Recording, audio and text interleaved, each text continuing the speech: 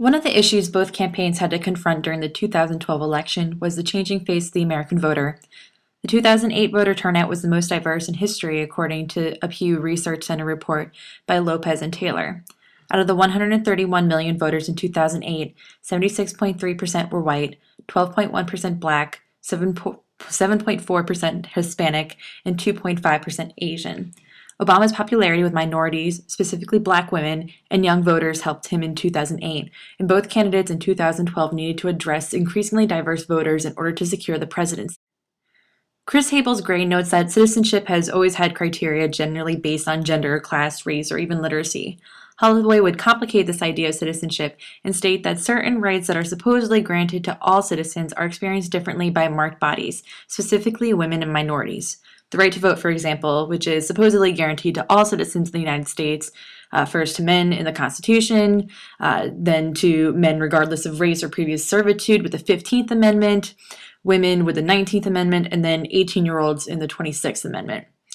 Yet the Mother Jones Guide, linked below on this page to voter suppression, suggests that the right to vote isn't guaranteed, and that for particularly minority of voters, it can be a struggle still to even cast a ballot.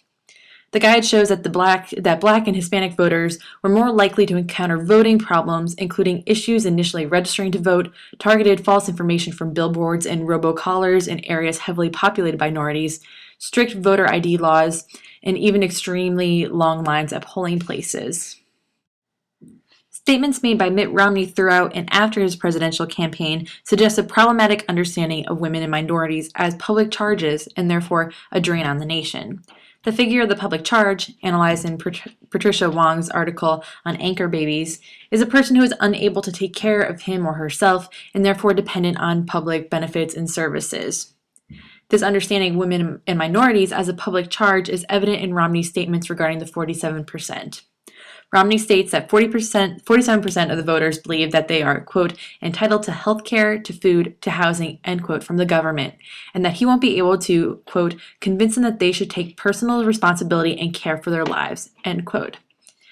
Here, Romney situates the 47% as unworthy public charges who lack autonomy because of their dependence on the government for handouts, as opposed to worthy public charges like the 1% in small businesses.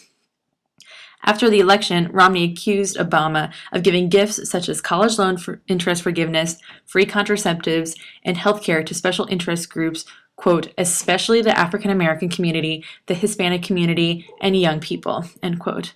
The rhetoric of giving gifts implies once again a drain of governmental resources that were not deserved, and there's no mention about the specific adversity faced by women and minorities that would necessitate additional resources.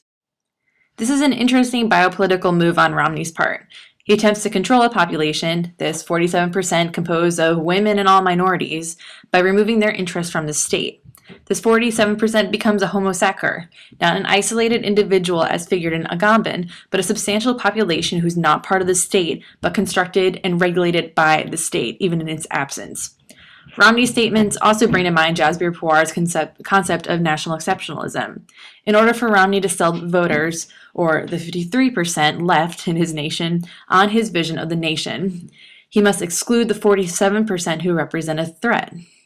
His is a national vision of normative gender, race, and sexuality, and the 47% must be excluded in order to secure the future of the nation. In the end, voters were unpersuaded by Romney's position, as it was not a strategy well suited for the increasingly diverse voting population.